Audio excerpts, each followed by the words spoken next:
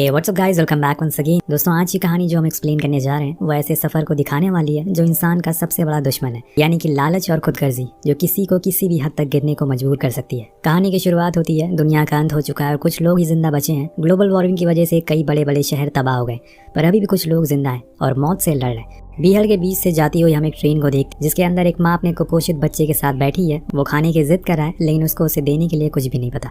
Just उसी के सामने हमारी कहानी का किरदार बैठा है जो कहीं जा रहा है, पर कहाँ जा रहा है ये हमें आगे पता चलेगा। कुछ समय के बाद ट्रेन एक सुनसान एरिया पर रुकती है जहाँ पर मैक्सवेल उतरता है। वो पास की एक दुकान पर जाता है जिसके अंदर एक आदमी बैठा था। वो उसे एक शख्स के बारे में पूछता है तो सामने वाला आदमी बताता है कि वो अभी आया नहीं है, पर फिर मैक्सवेल उससे वॉशरूम जाने का रास्ता पूछता है। वो पीछे की तरफ इशारा करके वहां जाने को कहता है, लेकिन उस जगह का वॉशरूम देखकर मैक्सवेल को नहीं आती। खैर, तभी बाहर से कोई उसे आवाज लगाता है। ये वही आदमी था जिसने उसे हायर किया है उसकी मंजिल तक ले जाने के लिए, और इसका नाम जॉन है। कार में बैठने पर वो उसे बताता है कि $200 गैस के लगेंगे और $20 पानी के और 200 तुम्हें आने ले जाने के। लेकिन मैक्सवेल ने समझा था कि वो 200 में ही सब कुछ कर देगा, इसीलिए वो उसे बहुत ही शौक वाला रिएक्शन देता है, जिसे देखकर वो बंदा कहता है कि अगर तुम्हें दिक्कत है तो मैं कार को मोड़ लेता हूँ। लेकिन मैक्सवेल के लिए वहाँ जाना बहुत ही जरूरी है। वो जगह उसकी किस्मत बदल सकती है और शायद इस दुनिया की भी। लेकिन आखिर वहाँ क्या है और ये कौन सी जगह है, ये सब हमें आगे पता चलेगा। अब दोनों का सफर शुरू होता है और बीच में आने वाला साइन बोर्ड को देखकर अंदाजा लगा सकते हैं कि ये जिस जगह पर जा रहे हैं वो एक रिस्ट्रिक्टेड एरिया है। वहाँ कोई पुलिस वाला या कोई गार्ड नहीं है। कोई नहीं चाहता कि उसकी इस बेहड़ में मौत हो। तभी वो लोग देखते हैं कि एक कुत्ता दूसरे कुत्ते को जिंदा ही काट कर खा रहा है, जिससे वो दर्द के मारे चिल्ला रहा है। इसीलिए जॉन उसे भगा देता है और उस घायल कुत्ते के सर को कुचल देता है ताकि वो दर्द में तड़प कर ना मरे। ये सब चीजें यहाँ पर आम है क्योंकि दूर दूर तक कोई भी जानवर या कोई पेड़ नहीं है, इसीलिए जो कुछ बचा है उसे खाकर अपना पेट भर रहे हैं लोग। कार ठीक हो जाती है और फिर से ये लोग चल पड़ते हैं। कुछ ही समय के बाद अंधेरा हो जाता है, इसीलिए ये दोनों वहीं पर रात गुजारने का फैसला करते हैं। मैक्सवेल बताता है कि वो असल में जिस जगह पर जा रहा है उसका नाम है कंपाउंड।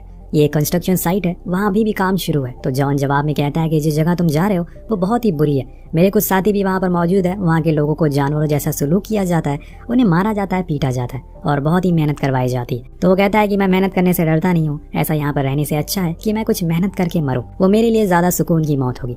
अब अगला दिन होता है और आज मैक्सवेल कार ड्राइव कर रहा होता है और जॉन सो रहा होता है। इसी का फायदा उठाकर वो एसी को ऑन कर देता है, जिससे कुछ ही देर बाद कार का इंजन बोल जाता है और गाड़ी वहीं रुक जाती है। जब जॉन को इस बारे में पता चलता है तो वो उस पर बहुत ही गुस्सा करता है, लेकिन मैक्सवेल को अपनी गलती का एहसास होता है, इसीलिए वो उसे उसी समय माफी मांगता है और कुछ सोचने को कहता है, क्योंकि ये लोग एक ऐसी जगह पर है वहाँ दूर दूर तक कोई इंसान नहीं है, तो बस इनकी कार और ये दोनों है।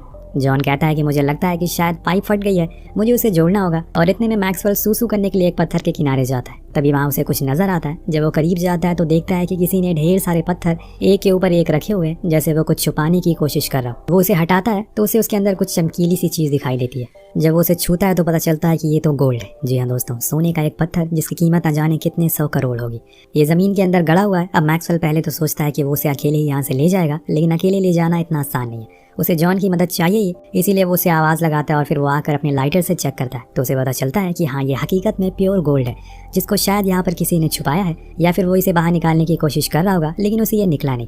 पर हमारे पास कार है, हम इसे बाहर निकाल सकते हैं। दोनों लग जाते हैं। सबसे पहले तो उस जगह की खुदाई करने में उन्हें पहले पूरे पत्थर को देखना होगा कि ये आखिर कितना बड़ा है। जब वो ऐसा करते हैं तो उनके तो होश ही उड़ जाते हैं। वो गोल्ड का पत्थर बहुत ही ज्यादा बड़ा था, जिसे देख कर इनकी आंखें फटी की फटी रह जाती है। उन्हें तो यकीन ही नहीं हो रहा था कि आखिर ये उनके हाथ क्या लग गया है। जब ये उसे कार से बांधकर पूरा निकालने की कोशिश करते हैं तो अब कार भी ठीक हो चुकी है और इसीलिए वो उसे पूरी पावर के साथ आगे की ओर खींचते हैं। लेकिन दोस्तों, रस्सी टूट जाती है और वो पत्थर अपनी जगह से हिलता ही नहीं है। दोनों इस कड़ी धूप में बहुत ही मेहनत करते हैं, लेकिन कोई फायदा नहीं होता। ऊपर से इन्हें थकान और हो जाती है।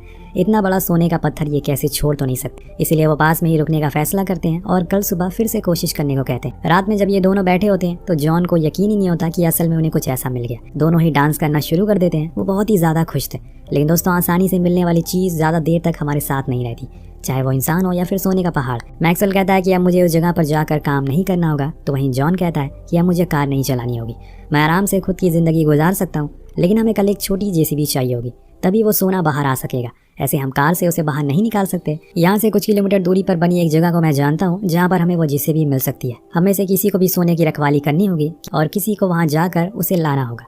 तो मैक्सवेल कहता है कि मैं रुकता हूँ, तुम वहाँ चले जाओ। दोनों एक दूसरे को देखने लगते हैं क्योंकि उन्हें एक दूसरे पर थोड़ा सा भी भरोसा नहीं था। इसीलिए जॉन कहता है कि तुम्हें तो यहाँ के बारे में कुछ भी पता नहीं है, कैसे तुम खुद को जीवित रख पाओगे, इसीलिए तुम जाओ। लेकिन मैक्सवेल अपनी जिद पर अड़ा रहता है और उसे आखिर में मना लेता है। और फिर अगले दिन जॉन उसे 1 गैलन पानी और 3 कैन फूड देकर कहता है कि मुझे आने में 2 दिन लगेंगे, तब तक तुम यही सैटेलाइट फ़ोन अपने पास रखो। अगर कुछ होगा तो मुझसे कांटेक्ट करना, जितना हो सके उतना कम पानी का इस्तेमाल करना। जिसके बाद वो कार लेकर चला जाता है। अब से शुरू हो जाता है मैक्सवेल के लिए एक सर्वाइविंग परीक्षा, जिसे पास करना ही करना है। अगर वो फेल हुआ तो मारा जाएगा। सबसे पहले तो उसे खुद को धूप से बचाना होगा क्योंकि इससे वो डिहाइड्रेट हो सकता है। और इसीलिए जॉन के लिए एक टूटे टेंट को वहाँ पर एक सूखे पेड़ से खड़ा कर देता है। उसके नीचे बैठ जाता है। फिर वो उस फोन को चेक करता है जो कि सही से काम कर रहा था। वो रात में आग जलाने के लिए लकड़ियों का इंतजाम करने चला जाता है जो कि काफी दूर दूर तक पड़ी थी, लेकिन वो फिर भी उन्हें इकट्ठा करके ले आता है। रात में उसी को जलाता है ताकि कोई जंगली जानवर उसके करीब ना आ सके। उसके अंदर एक अलग किस्म की खुशी थी जो उस सोने को देख कर आ रही थी। उसके सामने उसकी सारी मुसीबतों का हल पड़ा हुआ था, बस वो उसके हाथ आ जाए। वो बस एक कदम दूर है। जब सुबह होती है तो थोड़ी दूरी पर सोया हुआ था वो, और जमीन पूरी तरह से तप रही थी। वो फौरन उठता है और पानी पीता है और उसका पूरा बदन कांप रहा था। यह असल में ज्यादा तपन की वजह से होती है जब अपना शरीर इतनी गर्मी नहीं सहन कर पाता, सेम उसी तरह से जैसे ठंड में होता है। इसी बीच जॉन का कॉल आता है। वो जैसे तैसे रेंगते हुए उसके पास जाता है, लेकिन जब तक वो उस फोन को पिक करता तब तक वो कट चुका था। इसीलिए वो फिर से इंतजार में बैठ जाता है कि कब उसका साथी आएगा। इस तरह से दोपहर हो जाती है और वो उसी सोने को देखकर मन ही मन खुश हो रहा था। जो उसके चेहरे से साफ दिखाई दे रही थी वही सोना है जिसने उसने अभी तक हिम्मत दी है यहाँ पर जीवित रहने की। अब फिर से शाम हो जाती है और वो लकड़ियों के लिए जाता है, लेकिन ऐसे एक एक करने में उसे बहुत मेहनत लगेगी। इसीलिए वो उस टेंट वाले कपड़े को साथ में ले लेता है और फिर सारी लकड़ियों को उसमें इकट्ठा करके ले आता है। ऐसा करने पे उसकी एनर्जी भी कम खर्च होगी और प्यास भी कम लगेगी।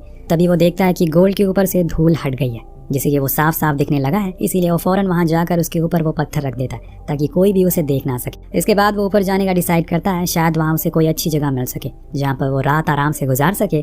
और इसके लिए वो एक रेत के पहाड़ के ऊपर चढ़ता है। कुछ ही दूरी पर एक चाइनीज क्रैश प्लेन दिखाई पड़ता है जिसकी हालत बहुत ही खस्ता थी। मैक्सवेल उसके पास जाता है और वहाँ कुछ मदद के सामान को ढूंढने लगता है। ये उसके लिए एक अच्छी जगह है रात गुजारने के लिए, यहाँ पर उसे गर्मी भी नहीं लगेगी। लेकिन दोस्तों फिर वही चीज उसके दिमाग में आ जाती है, वो सोना अगर उसे कोई और ले गया तो फिर क्या करेगा वो। इंसान की ये फितरत है, वो खुद से पहले पैसे और ऐसी चीज के बारे में सोचता है जो उसे कंफर्ट दे सके। वो बड़े ही देर तक अंदर वहीं बैठा रहता है और सोचता है कि आखिर उसे क्या करना चाहिए। उसकी लालच बार बार उसे उसी सोने के पास लेकर जा रही थी, इसीलिए वो वहीं रहने का फैसला करता है। लेकिन वो अपने साथ में कुछ प्लेन के हिस्से को ले जाएगा जिससे कि वहाँ पर एक टेंट जैसा कुछ बना ले और खुद की छत को पूरा कवर कर दे। वो प्लेन के दरवाजों को और उसकी सीट को बाहर निकाल लेता है और फिर उसे घसीटता हुआ उसे पुरानी वाली जगह पर लेकर जाता है। यहाँ उसके शरीर पर निकल रहे छालों को देखते जो इस तपती हुई गर्मी की वजह से हुए थे। अब तो जैसे जैसे समय कट रहा है उसका पानी और खाना भी खत्म होता जा रहा है। ऐसे में वो कैसे खुद को जिंदा रखेगा ये तो वही जानता है। वो सोना उसकी भूख प्यास तो नहीं मिटा सकता। अब काफी देर घसीटने के बाद वो पहुंच जाता है। उन सामानों को मदद से वो टेंट जैसा शेल्टर बना लेता है और उसी के अंदर लेट जाता है। लेकिन अभी भी उसका शरीर तप रहा था, उसे गर्मी लग रही थी। वो जितना भी कुछ कर ले ये गर्मी का एहसास उसे होता रहेगा। अब शाम होने पर वो सोने के पास जाता है और उसे ध्यान से देखना शुरू कर देता है। न जाने कुछ देर बाद उसके दिमाग में क्या आता है,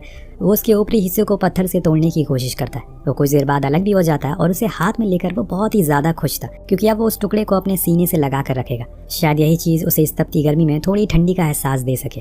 इसी दौरान उसके पास जॉन का कॉल आता है जो उसे बताता है कि अभी तक उसे वो जेसीबी नहीं मिली। रास्ते में उसकी कार खराब हो गई थी, इसीलिए उसे थोड़ा ज्यादा समय लगेगा। इधर से मैक्सवेल कहता है कि उसने सोने का एक हिस्सा तोड़ लिया है और वो उसके पास ही है। तो जॉन कहता है कि ठीक है, लेकिन तुम उसी के पास रहना, कहीं जाना मत। जिसके बाद वो फोन कट हो जाता है। जब अंधेरा होता है तो मैक्सवेल जंगली कुत्तों के आसपास होने का अभाव होता है, इसीलिए वो आग लेकर उन्हें ढूंढने चला जाता है ताकि वो उन्हें डरा सके। उस रात वो पूरे टाइम बाहर ही बैठा रहता है, लेकिन फिर भी सुबह सुबह उसकी आंखें लग जाती है। यहाँ हम उसके चेहरे को देखते हैं जो कि अब पूरी तरह से खराब हो चुका है। इस झुलसती हुई गर्मी की वजह से वो बचे हुए पानी को बोतल में भरता है और उसे पीता है, जिससे उसके अंदर थोड़ी जान आती है। तभी उसे एक सांप दिख जाता है जिसे खाकर वो अपना पेट भर सकता है, लेकिन जब तक वो उसे पकड़ पाता वो भाग चुका था। ये सब चीजें मैक्सवेल को सीखनी पड़ेगी, तभी वो आगे जाकर अपना पेट भर सकेगा, वरना वो भूख के कारण मर जाएगा। और इन सब चक्कर में एक और अनहोनी हो जाती है। दरअसल जब वो सांप को पकड़ रहा होता है तो उसके पैर में लगकर वो बोतल गिर जाती है, जिससे कि उसका सारा पानी वेस्ट हो जाता है। उसको अपनी इस बेवकूफ़ी पर बहुत ही ज़्यादा गुस्सा आता है और वो तेज़ तेज़ चिल्लाना शुरू कर देता है क्योंकि एक यही चीज़ थी जो उसे ज़िंदा रखी थी।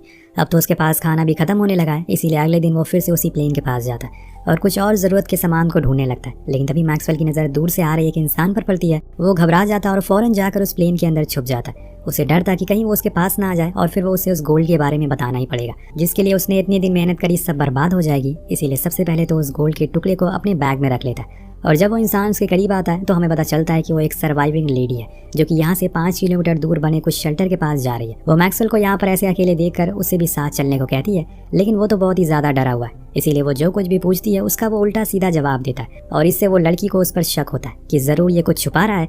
अब वो बार बार उसे एक सवाल करती है कि तुम यहाँ क्या कर रहे हो, लेकिन मैक्सवेल सही जवाब नहीं देता तो वो उठकर ऊंचाई की ओर जाने लगती है। अब इसे लगता है कि कहीं वो उसका वो शेल्टर ना देख ले, उसके पास ही वो गोल्ड दबा हुआ है, इसीलिए वो उसे जाकर कहता है कि तुम यहाँ प्लेन के पास रहो, मैं अपनी शेल्टर के पास जा रहा हूँ। पर वो लेडी फिर भी उसका पीछा करती है जिससे कि मैक्सी को गुस्सा आने लगता है और फिर वो उसे बताता है कि मेरा दोस्त कुछ ही दूरी पर है, वो आने वाला है, वो मुझे कंपाउंड तक ले जाएगा। लेकिन वो मानने को राजी नहीं थी, वो उसके शेल्टर को चेक करने लगती है। अब यहाँ पर मैक्सवेल का पेशेंस लेवल बढ़ता जा रहा था, इसीलिए आखिर में वो एक ऐसा कदम उठा लेता है जो कि उसे नहीं करना चाहिए था। वो एक फावड़े से उसके सर पर वार करता है जिससे कि उस लड़की की वहीं मौत हो जाती है और फिर वो उसकी लाश को पास में ही गाड़ देता है। उसके पास जितनी भी जरूरत के सामान थे वो उन्हें निकाल लेता है। जब कुछ समय बीत जाता वो देखता है कि कुछ कुत्तों ने उसकी लाश को खोद कर बाहर निकाल लिया क्योंकि उसने मीट की बदबू आ गई थी।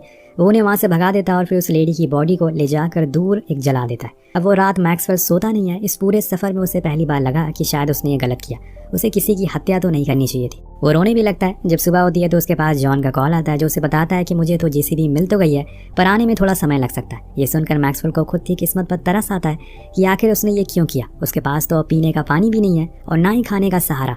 तभी उसकी नज़र वहां से गुजर रहे एक ट्रक पर पड़ती है। उसके पास ये सुनहरा मौका था, वो उस गोल्ड के टुकड़े को लेकर जा सकता है और खुद की जान भी बचा सकता है। लेकिन दोस्तों, इंसान का पेट कभी नहीं भरता, उसे जितना भी दे दो वो और मांगता ही रहेगा। मैक्सवेल के दिमाग में वो पूरे सोने का पत्थर था जिससे कि वो अपने साथ ले जाना चाहता है, इसीलिए वो चुप हो जाता है और उसके सामने से वो ट्रक चली जाती है, या यूं कहें कि उसके सामने से उसकी जिंदगी चली जाती है। एक दिन जब वो लकड़ियों को लेकर वापस आ रहा होता है तभी तेज रेतीला तूफान उसकी तरफ बढ़ने लगता है। वो फौरन अपने शेल्टर के पास जाता है, लेकिन वो तूफान इतना तेज था उसका सारा सामान उड़ जाता है। जब उसकी आंख खुलती है तो वो खुद को रेत के नीचे दबा हुआ पाता है। उसके पेट में एक लकड़ी घुस गई थी जिससे कि उसे बहुत ही तकलीफ हो रही थी। पर सबसे पहले ख्याल उसके दिमाग में ये आता है कि क्या वो सोने का टुकड़ा बचा है। वो ऐसे ही रेंगते हुए अपने बैग के पास जाता है पर वो टुकड़ा तो उड़ गया था, लेकिन वो पत्थर अभी भी वहीं पड़ा हुआ था जिससे कि उसे थोड़ी राहत मिलती है। अब वो किसी तरह अपने पेट से उस लकड़ी को निकालता है और फिर आग जलाकर उस घाव को गर्म कर देता है ताकि खून बहना बंद हो सके और इन्फेक्शन ना हो।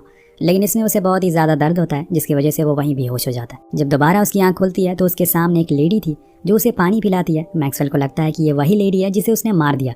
वो फिर से जिंदा हो गई क्योंकि वो उसे हर जगह दिखाई देने लगी थी। कुछ देर बाद जब वो सही से होश में आता है तो वो लेडी उसे कहती है कि यहाँ से कुछ ही दूरी पर एक शेल्टर है, तुम्हें वहां तक ले जा सकती हूँ मैं। लेकिन मैक्सवेल साफ साफ मना कर देता है, उसे यहाँ से जाने को कहता है। अभी भी उसे गोल्ड की लालच है, मरते हुए भी उसे सोना चाहिए। अब जाते हुए वो लेडी पूछती कि क्या तुम्हें मेरी बहन को यहाँ से जाते हुए देखा है, तो वो मना कर देता है, पर जिसको उसने मारा था वही उसकी बहन थी। उसके जाने के बाद जॉन का उसके पास कॉल आता है जो उसे कहता है कि उसे थोड़ा और समय लगेगा, तब तक तुम सोने का ख्याल रखो।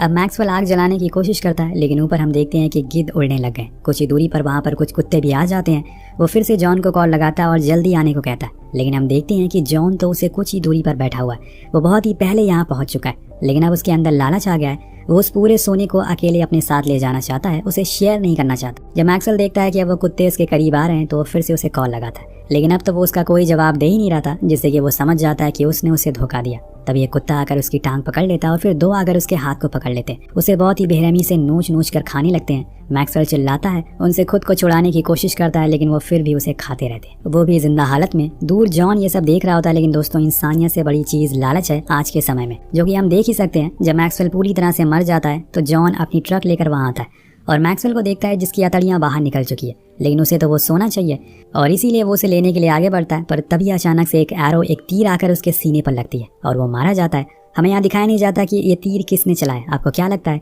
ये किसका काम होगा? अब इस गोल्ड को कौन लेकर जाएगा? ये सब हमें शायद इस कहानी के सेकंड पार्ट में देखने को मिले।